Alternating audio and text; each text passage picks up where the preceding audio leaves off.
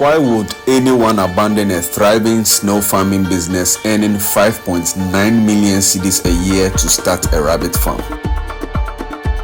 But you seem to have a fair knowledge on this. I'm thinking that you could have just kept going and then try to innovate.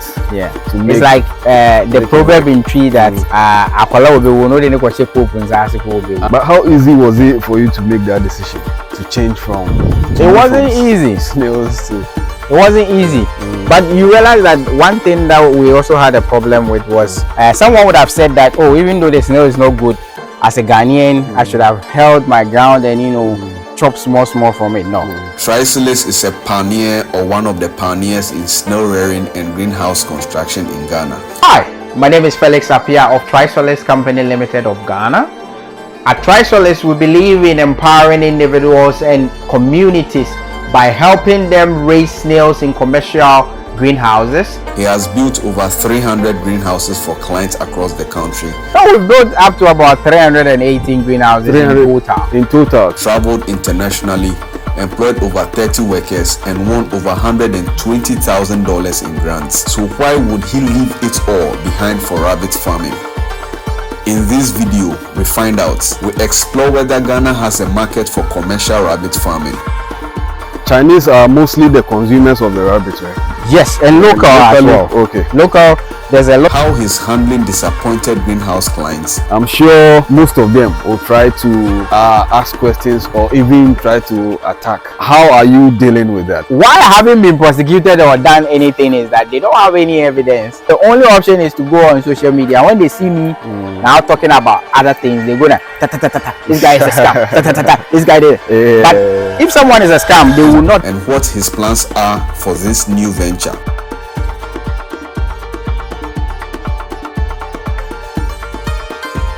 I traveled all the way to Aburi, where his new farm is located, to get the answers to these questions over a meal of full grilled rabbits, a bottle of palm wine, and diced pineapples.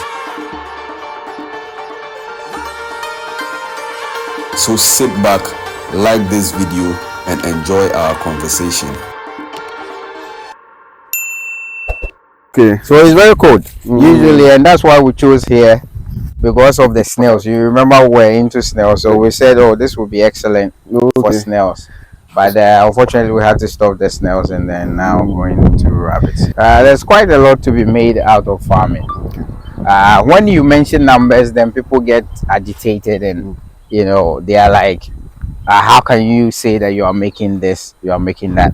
Go into retail, for instance, right? Someone that sells something as little as, let's say, the ready to eat mixed chocolate drink, right? I don't want to mention names. If you sell one, every household has people that eat that, especially with protein, right?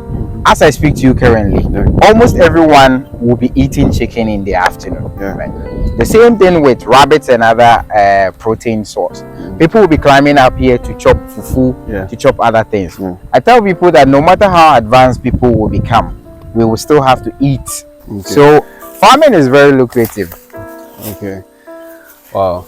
Yeah. So this is the new system I'm building. Okay. What was it for? Azola. So we are building this for Azola system. So as a commercial rabbit farmer, there are innovative ways that you can boost the growth of your animals without using synthetic means.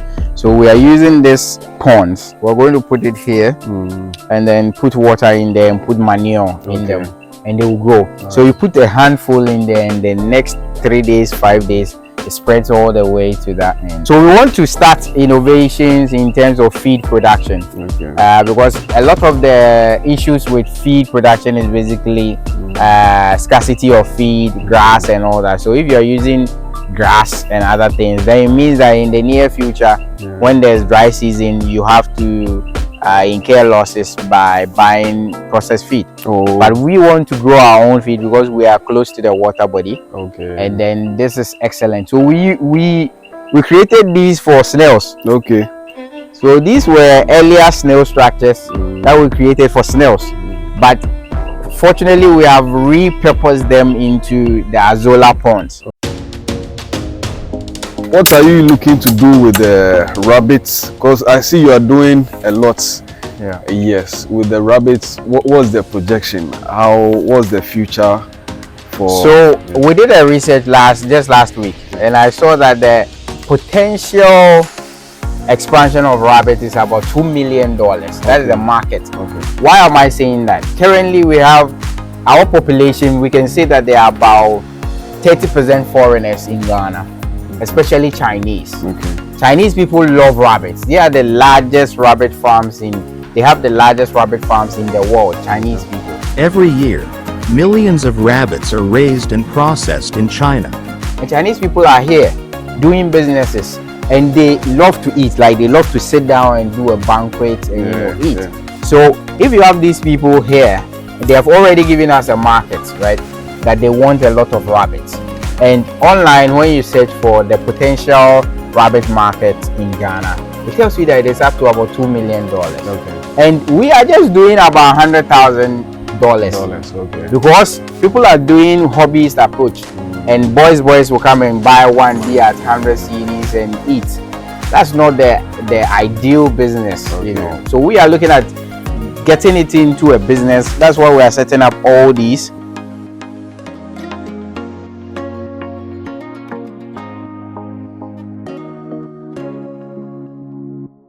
You were saying the Chinese are mostly the consumers of the rabbits, right? Yes, and local as well. Okay. Local, there's a lot of local people that now do point and kill. Yeah, for rabbits. Wow. Yeah. There's a joint around Oyarefa that does it. And the cars that come there in the evening, bro, is crazy. You used to be like one of the leads for Snails here in Ghana. Yes. Now that you've left, you're going to make it look as if, or you are going to make people scared. Well, no, I'll just tell people the truth, right? If you are a youth, you get money, and then if you can wait 2 years, right, to reap whatever you've invested in, sure, it's not a bad thing. Okay. But if you are a youth and you think that you don't have patient capital, so you can't wait for a whole 2 years for your snails to be ready, then why stay in there? Okay. You know, so, and a lot of the finances we are getting now is not patient capital. Yeah. They need it like 3 months, a year later, you know. And that's one of the bad things about snails. The gestation period is quite too long. It looks like you are starting fresh. That's the beautiful thing. I tell people that when you lose money, you don't lose the ability to make money. Right. And they shouldn't worry about losing money or going back to zero. Okay. Life can reset itself. You don't need to worry about going back to zero. We currently are reset, so we are starting from scratch, just like 2015 when we started the Snails. Same thing. But if you have the ability to make wealth, don't worry about losing wealth, because it is still going to be excellent for you to start. Okay. I tell people I don't worry. Someone would have said that, oh, even though the snail is not good, as a Ghanaian, I should have held my ground and, you know, chop small from it. No. We want to build an empire. We want to help the youth. And if you are building something for the youth and it has to take 2 years for the youth to get back their money, it's not good. You know, so that's why we have reassessed the project and said, no, let's rather move into rabbits and, you know, not really into the snails because of the long gestation period. Okay. But after the snails, why did you choose the rabbits? Why did you choose to go into the rabbits? Okay, they have similar properties. Okay. They don't smell. If you do it well, they don't smell, they don't make noise. So we said, okay, we are always selling the urban dream. Like, you have a small backyard, so you can still do something and make money from your house, even in Accra or Kumasi or the capital, anywhere you are, right? So that meant that you can still do rabbit. Okay. Because they won't smell, they won't make noise, unlike poultry or other ones where inevitably they will, you know, smell and all that. So that's why we chose this. And fortunately for us, right when we were looking for something to do, the aggregate part also started. Okay. So when we launched it at the British Council, the aggregate minister was there, the deputy was there, the Chinese ambassador to Ghana was there, and the China ambassador to Ghana was also there. Oh, okay. So we said, okay.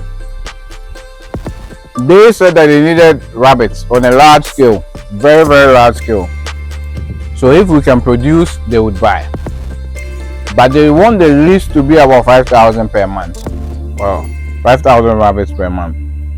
And I said, me, I've been known to grow from 0 to 1 million, so I can do that for you. But they said that they had given other people some money, they didn't say. So now instead of giving us money before, they won't. Yeah. They wait for us to do it.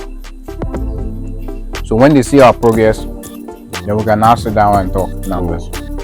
So now what we are building is for January. So up to January, we want to build one of the largest facilities so far that can actually give them up to a 5,000 per month. So your target is before January you should get the 5,000 yes, rabbits. we should get there about the 5,000 rabbits there.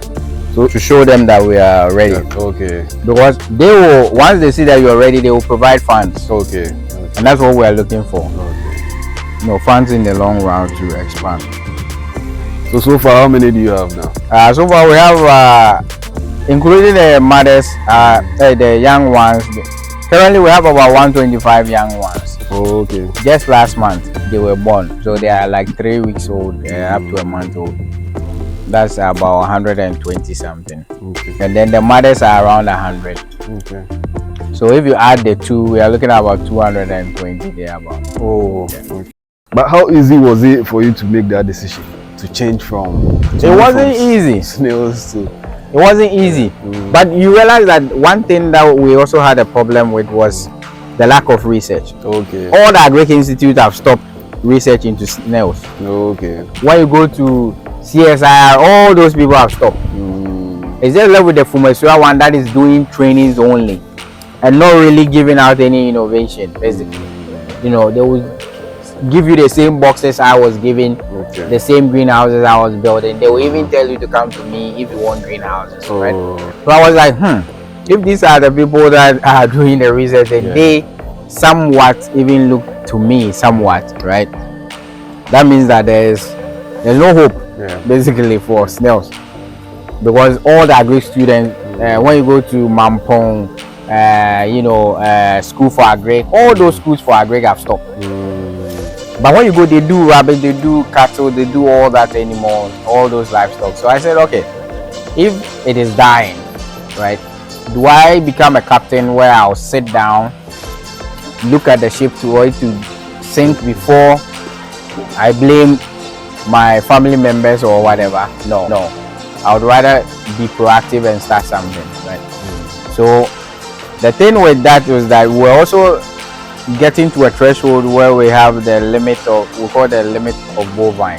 So when we say the limit of bovine, it's like when people started doing poultry on a small scale, they didn't see diseases because it's small, so very little disease. But when you reach a certain scale, that is when you see the limit of bovine coming, like a lot of diseases, things that you didn't even anticipate. People didn't even know that chicken can eat chicken. Cannibalism before, cannibalism. But because they were small, they were running around, nothing like that happened, So once you reach a certain threshold, certain challenges come, and if you don't have a research partner, you'll be in trouble. Research partners are the things that we needed most, but we weren't getting. So research partner is also a very important one. But for rabbits, there are resources all over, especially in China, Zimbabwe, Kenya. They are all doing rabbits on a large scale, so we are getting those resources. But you've been in the snail business for some time. The system of keeping them, the greenhouse and other, which one would you say it will be better? Because right now it seems the greenhouse, there are some issues. There are a lot of issues. Depths are one thing, and then you see, when you build something with cement, it tricks the snails into thinking that it is gypsum. So Okay. the gypsum in the cement, they think it is calcium. They smell the same because it's calcium that we use to make gypsum when we add chemicals. Okay. So immediately you build anything out of gypsum or calcium, they think it is the other one. They start eating it and they die. Okay. So when they die, you check they have ingested that and it kills them. So in terms of the greenhouse, there's a lot of things that go wrong. Okay. And you know that snails can climb vertical but cannot come horizontal, like back vertically. Okay, so They can't reverse. so they climb up and they stay up. And they stay there have when to they are fall. very hungry. Then they try to release their hold and they come and fall on the ground. Bah! They die. Their shells crack. Okay. Right? So the wooden structure, what made it excellent is that it was rough. We made it rough so they can walk even like that. So when they go up like this, they can walk all the way. If you see our design is this way, so they can walk all the way and come back. Okay. But with the net structures, the metals are sort of blocking them from moving beyond that. Right. But you seem to have a fair knowledge on this. I'm thinking that you could have just kept going and then try to innovate. Yeah, to it's make, like the proverb in tree that sometimes when something would die, you know. And as a realist, I'm a realist. I'm a businessman.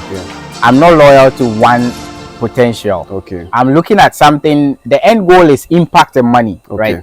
Impact and money. Yeah. So if someone brings their money, they don't care about how knowledgeable you are or how innovative snail should be, or it is our local delicacy, so we shouldn't stop. No, someone brings their money, they want profit, they want interest, and then you say, oh, I'm so loyal, let me do a die-hard fund, I'll stay out till the last end, and then you lose people's money. No, you know, we're a company as well, so we have to also pay people overheads and then see the way forward. So it was good.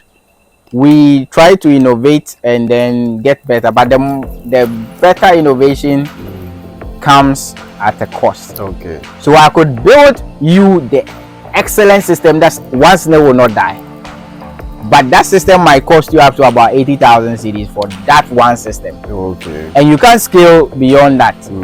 That means that if you want more snails, you have to spend more money, and it's not feasible. The ratio is not working. If you put in some money, you should get more money. But this time you're going to put in more money and get some money. Small money, which is not a good ratio. So it was basically a sinking ship. Okay.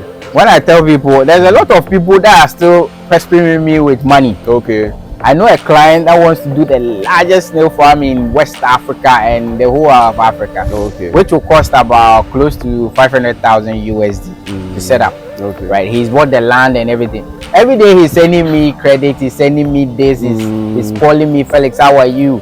We miss you, you know, we want you to come back. Just to woo me with that. But I tell him that it's not really about the money per se. In all honesty, it might sound a bit cliche that I say that money is not a problem.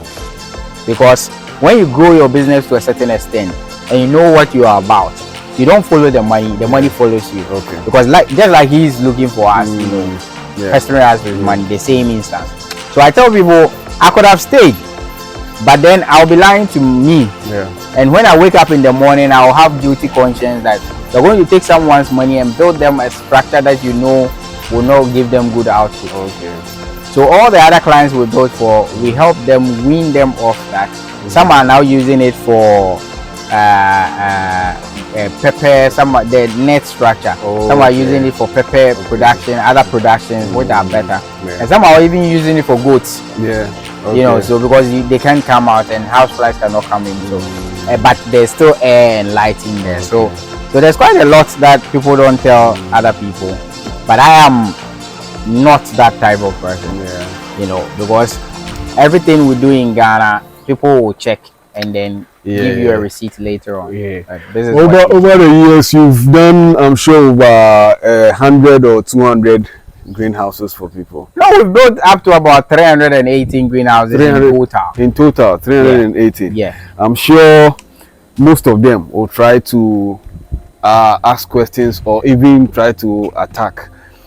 How are you dealing with that? So with every business, a business that doesn't have debt, a business that doesn't have one bad comment, 2, a business that everyone says that they are saints, they are not in the right business, or they are not doing the right thing. They are either trying to please everybody, or they are doing something that in the end is killing people or is bad for them. In all honesty, we have that. We owe the bank money because we've invested a lot in here, so we are paying gradually. So that builds your credit. That one is there. So if in the near future you hear a bank say that, oh, Trisolace has come for a loan, you know, yes, a loan is good, but people shy away from money. The second thing, people shy away from loan. The second thing is that I'll build something for a client. Mind you, our clients are high-end people, right? Someone who can afford 80,000 cedis for one structure just to eat snails on their own. It's not someone that easily takes advice. So most of our clients, you go to them and you say, oh, boss, let's change this and do that. Oh, I like it the way it is. Oh, me, I'm not using it for commercial. Me and my wife and my kids. My kids are in Germany, in Amsterdam, in here. I just want to send them the snails to eat. I don't want, right? And then some will tell you that, oh, I'm just selling, or I'm giving it to friends and family. So when you give them precautions, they don't take. Sometimes the person that is taking care of them will travel to Germany 3 days, and now remember that they've left the snails without attendance. They come, and now all their snails are dead. They call you and say, Felix, all the snails are dead. Everything you told me is not true. So I want my money back. And I show you a contract that states that you paid for everything and you are in total control. They now have, the only option is to go on social media. When they see me now talking about other things, they go, this guy is a scam. This guy is. But if someone is a scam, they will not build for you. They will not train you. They will not provide what they said they will provide. I've provided all of them by natural instance or by mistakes of yours. You now leave your snails, they die. And the snails die though. It's not like we didn't bring you snails. We brought you everything and they die. So if someone attacks me online, I don't really mind. And people hear us mentioning numbers and they are like, oh, this is bad, this is false. Oh, it is there. When you look online, they say the potential is this. It doesn't mean that that's what the person is doing. And if someone hears a company makes 5.9 million cedis and they are alarmed, why?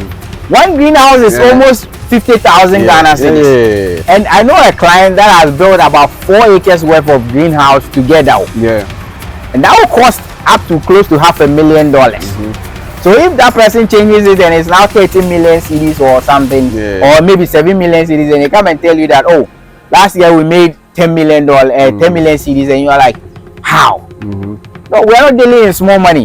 But dealing in big money. There was someone with 32 workers that were as at last year, and then each person, let's say you pay each person at what, 2,000 Ghana cedis, multiply by 32, and we have management, people who are taking big bucks as well. So overhead alone will be more than the amount we are mentioning. But people are afraid of big business. But we are not. We embrace it. Why I haven't been prosecuted or done anything is that they don't have any evidence. Because you said I should build it for you. I've built it. I've brought you your snail. They died by either accident or by you not taking care of it. In our contract, it states that Trisolace is supposed to provide the cages, the this, the that, and help you with the snails. We have done that. So immediately we are done, we start the training and we tell you our contract is completed. Then the people will now say, oh, won't you pass around? Come and see. Mind you, close to 300 structures all around, scattered in Ghana. How can you go to all of them? Because sometimes we do video support. We say, oh, let us see. Okay, change this. This leaf they don't eat. This, that. This is going to tear the net. Let's do this. So when we came to the other structure as well, we say, oh, take out the weeds. They are going to develop mold because they are going to this, and we help them now.